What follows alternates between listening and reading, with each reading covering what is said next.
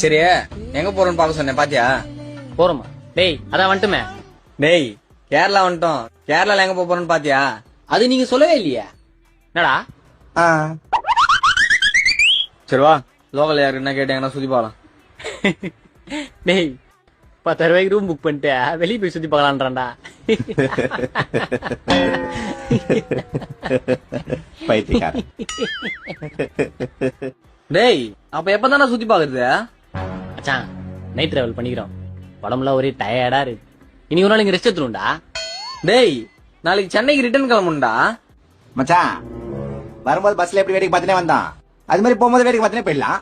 நான் வரும்போது வயநாடுக்கா வந்தான், போகும்போது மூணாருக்கா போயிடலாம். அப்படியே கேரளாவை சுத்தி பார்த்த மாதிரி ஆச்சு.